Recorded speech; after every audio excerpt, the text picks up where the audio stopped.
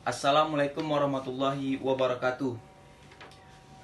Baiklah teman-teman, perkenalkan nama saya Muhammad Farhan Al-Khairi. Saya dari kelas 2C, jurusan Psikologi Fakultas Kedokteran Universitas Maliku Saleh. Di peta konsep saya, di sini saya akan membahas tentang neuroscience kognitif. Baiklah, neuroscience kognitif adalah pendekatan dalam psikologi kognitif yang memusatkan kajian pada otak. Otak manusia adalah daerah belum dijelajahi yang terakhir dan terbesar, suatu benda yang paling rumit di alam semesta yang belum sempat kita jelajahi. Otak memiliki karakteristik fisik.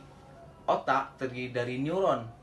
Neuron memiliki spesialisasi bagian sel seperti akson dan dendrit yang membantu mereka menerima dan mengirim informasi.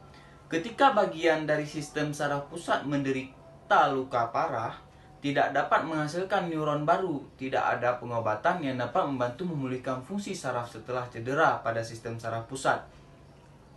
Sistem saraf pusat terdiri dari otak dan sumsum tulang belakang. Di sini, saya telah menuliskan 4 fungsi bagian utama neuron. Yang pertama, dendrit, yang menerima impuls neural dari neuron lain. Yang kedua, tubuh sel. Di sini tubuh sel berfungsi yang bertanggung jawab menjaga kondisi dasar neuron. Yang ketiga, ada akson. Akson berfungsi sebuah jalur panjang berbentuk tabung yang menghubungkan tubuh sel dengan sel-sel lain melalui sinapsis. Yang keempat, ada terminal prasinaptik. Terminal ini terletak dekat permukaan dendrit pada neuron lain. Terminal prasinaptik dan dendrit bersama-sama membentuk sinapsis. Kita masuk ke anatomi otak. Jadi, anatomi otak manusia terbagi menjadi 2 struktur sejenis, yakni hemisfer cerebral kiri dan hemisfer cerebral kanan. Korteks cerebral adalah struktur otak yang berevolusi paling akhir. Lobus-lobus di korteks cerebral dibagi menjadi 4 bagian utama. Yang pertama, ada lobus frontal. Bagian ini terlibat dalam pengendalian impuls. Yang kedua, ada lobus temporal. Bagian ini memproses sinyal auditori atau pendengaran. Yang ketiga, ada lobus parietal.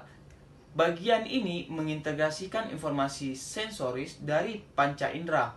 Yang terakhir, yaitu yang keempat, adalah lobus occipital. Bagian ini terlibat dalam pemrosesan visual. Di sini, saya akan membahas tentang fungsi kedua belahan otak terdiri dari otak kiri dan otak kanan.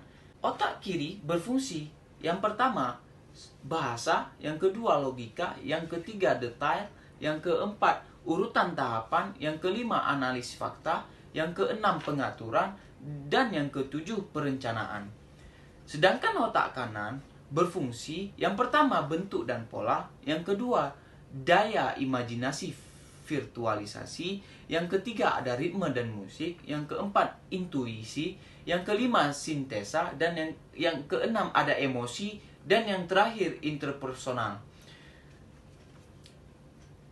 Di sini peralatan yang digunakan oleh ilmuwan neuroscience kognitif, ya, yang pertama ada EEG, yang kedua ada pemindai CT, yang ketiga ada pemindai PET, yang keempat ada MRI dan fMRI, yang kelima ada IMAG, yang keenam ada TMS, dan yang terakhir adalah micro CT. Sekian pembahasan kita pada neuroscience kognitif pada hari ini. Saya Muhammad Farhan Al-Khairi. Mohon maaf bila ada kata-kata yang salah, yang kurang berkenan di hati kawan-kawan. Saya mohon maaf. Wabillahi taufiq wa hidayah. Wassalamualaikum warahmatullahi wabarakatuh. And I've been chillin', watching the ocean with you. Baby, up with a slow motion crew. And we up in our cloudlands when